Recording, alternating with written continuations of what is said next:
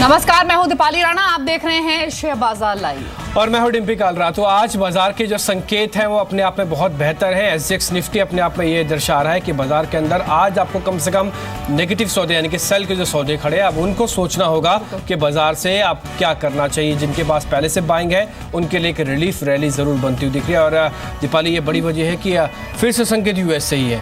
Negative भी US से हुआ था, पॉजिटिव भी यूएस से ही हो रहा है। पॉजिटिव भी यूएस से हुआ था और इस पूरे ही हफ्ते जो इंडियन यूएस ही रहेगा, वो यूएस में ही रहेंगे। मतलब वो यहाँ होते हुए भी उनका पूरा ध्यान यूएस में रहने वाला है।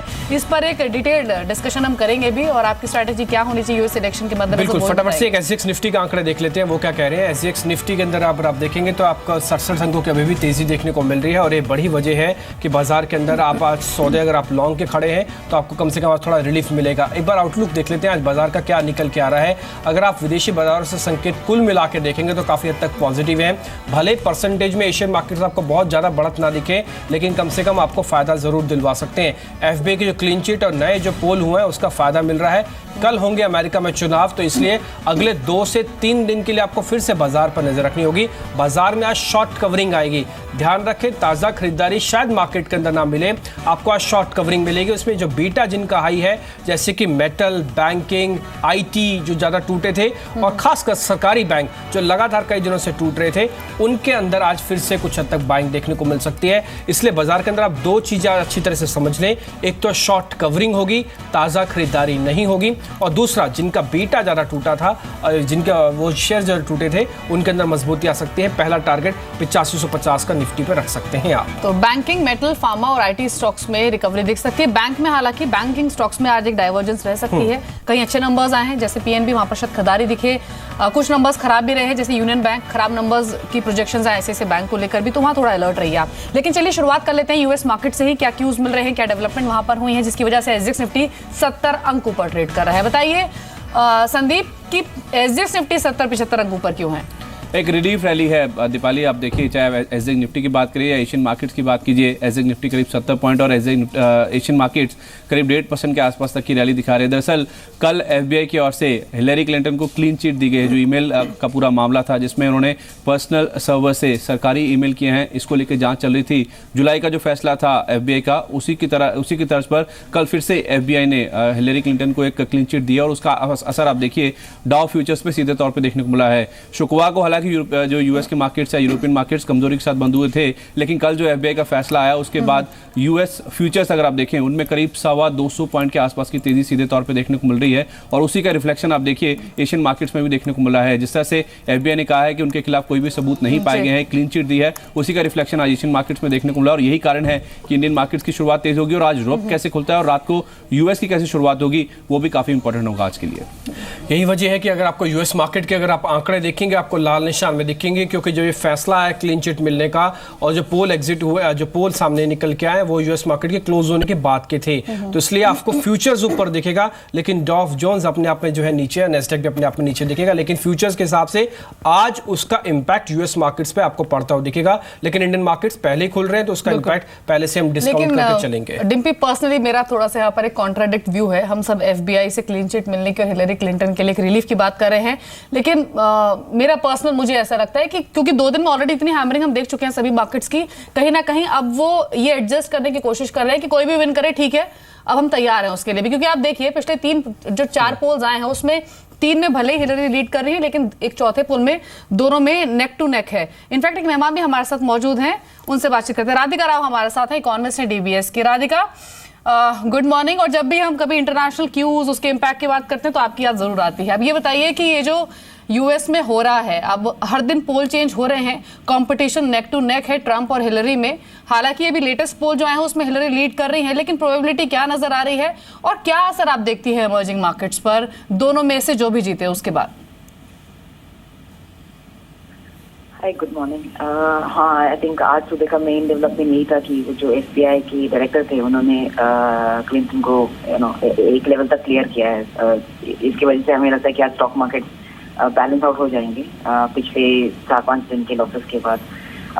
जैसे आपने राइटी का पोल तो बहुत टाइट हैं। अगर आप इलेक्टोरल कॉलेज का वोट देखें वो भी वो क्लिंटन को लीड में दिखा रहे हैं लेकिन क्या एक्चुअल डिसीजन होगा वो तो आई थिंक यूएस रेफरेंस पे डिपेंड करता है. काफी नेक के नेक लग रहा है. बट क्लियरली जो अगर हम दोनों कैंडिडेट के कमेंट सुने आते हुए तो ट्रम्प का कैंडिडेटसी ज्यादा रिस्की है, स्पेशली अगर हम ट्रेड, इन्वेस्टमेंट और इमिग्रेशन का एस्पेक्ट देखें. आई थिंक इंडिया के लिए अगर आप पिछले फ्यू इलेक्शंस देखें तो ऐसा लगता है कि जो एक हफ्ते या 2 हफ्ते का जो रिएक्शन होगा वो काफी यूएस स्टॉक मार्केट पे डायरेक्शन लेगा.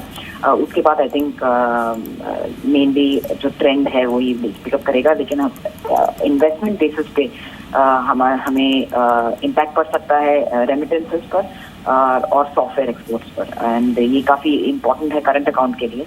तो आई थिंक ये मार्केट्स और ट्रेड, ये दोनों एस्पेक्ट्स देखना बहुत जरूरी है हमें, स्पेशली दैट्स व्हाई हम सब यूएस इलेक्शंस को बहुत क्लोजली देख रहे हैं. राधिका, इसमें तो कोई दो राय नहीं है कि यूएस इलेक्शंस को काफ़ी क्लोजली वॉच करना ही होगा और अगले 2-3 दिन काफ़ी वॉलेटिलिटी भी इंडियन मार्केट्स में रह सकती है जैसे जैसे न्यूज़ फ्लो यूएस से आता जाएगा. लेकिन फिर भी इंडियन मार्केट अपने आप में काफ़ी मैच्योर हो चुके हैं. और ये मैच्योरिटी इंडियन मार्केट्स में सेक्टोरियल कहाँ पे दिखेगी, और अगर पोजीशंस हैं तो किसको हम कैरी रख सकते हैं? चिंता की ज़्यादा बात नहीं है. हमें मुझे पर्सनली ऐसा नहीं लगता कि बियॉन्ड शॉर्ट टर्म वॉलेटिलिटी ज़्यादा डिफरेंस पड़ेगा. एक तो बात ये है हम बाकी लीडर पे ये देख सकते हैं कि जैसे प्री इलेक्शन जो रेटरिक रहता है वो पोस्ट इलेक्शन बदल सकता है. बिकॉज स्पेशली यूएस में आप देखें तो इंडियन की तरह फेडरल सिस्टम है, तो अपर हाउस लोअर हाउस दोनों है. वो जो प्रॉमिसेस किए हैं शायद फुलफिल कर पाए, वो सब क्वेश्चन मार्क रहता है उस पर. तो मुझे ऐसा नहीं लगता कि फ्लोज पर और स्टॉक मार्केट पर इतना इफेक्ट पड़ेगा बियॉन्ड द शॉर्ट टर्म. तो 1 हफ्ता या 2 हफ्ता एट बेस्ट. उसके बाद ब्रेक्सिट की वजह से आई थिंक मार्केट संभल जाएंगे, बिकॉज फिर जनवरी में मेन इनॉग्रेशन होगा नए प्रेसिडेंट का. फिर हमें और थोड़ा डायरेक्शन मिलेगा. उसके पहले आई थिंक फेड का भी मूव आएगा दिसंबर में, जहाँ पे हम एक्सपेक्ट कर रहे हैं कि Fed will go ahead and hike rate. जी राधिका, एक और क्वेश्चन होगा आपसे और ये आखिरी सवाल होगा. अब तक हम यही बातचीत कर रहे हैं कि डोनाल्ड ट्रंप अगर जीतेंगे तो इंडिया के लिए अच्छा नहीं होगा. लेकिन I was going through some papers और मैंने कुछ विजुअल्स भी देखे यूएस से जो आ रहे थे. उसमें जितने इंडियंस वहां पर मौजूद हैं दे वर होल्डिंग बोर्ड जिसमें लिखा था कि Trump is good for India. और कई जगह इस तरह की रिपोर्ट्स भी आई हैं कि अगर डोनाल्ड ट्रंप यूएस के प्रेसिडेंट बनते हैं तो इंडिया गेन करेगा एट चाइनाज एक्सपेंस, क्योंकि चाइना को भी बहुत फायदा है यूएस से, और क्योंकि ट्रंप जो है वो एंटी चाइना है तो उसके बिहाफ पर इंडिया को काफी बेनिफिट मिलेगा. तो हम इस पॉइंट ऑफ व्यू से क्यों नहीं देख रहे इस डेवलपमेंट को कि अगर ट्रंप भी विन करते हैं तो that will also be good for India? हमें लगता है कि देखिए यूएस वैसे WTO का मेंबर है, वो आई थिंक एक्शन लेंगे तो ये डिफिकल्ट पड़ेगा कि वो 1-2 कंट्रीज पे ही रहे. अभी मेक्सिको कनाडा का हुआ, वो दूसरा ट्रेड डील है. WTO पर अगर वो चाइना पे एक्शन लगता है, हमें नहीं लगता कि वो एक पर्टिकुलर कंट्री पे कर पाएंगे. मेनली जिनका भी एक्सपोजर है यूएस का वो उससे बाधा पड़ सकती है. स्पेशली इंडिया के लिए आई थिंक सर्विसेज ज्यादा इंपॉर्टेंट है गुड्स से. तो एंड उसके लिए अगर हम इमिग्रेशन वो टाइटन करने वाले हैं, जैसे वो कह रहे हैं कि हम बाहर के देश वाले से आने नहीं देंगे, काम नहीं करने देंगे, अगर वो हुआ तो हम that's why I think India के लिए वो इफेक्ट ये है कि सर्विसेज के साइड से इम्पैक्ट पड़ सकता है. लेकिन अगेन जैसे मैंने पहले कहा, it all depends on campaigning में एक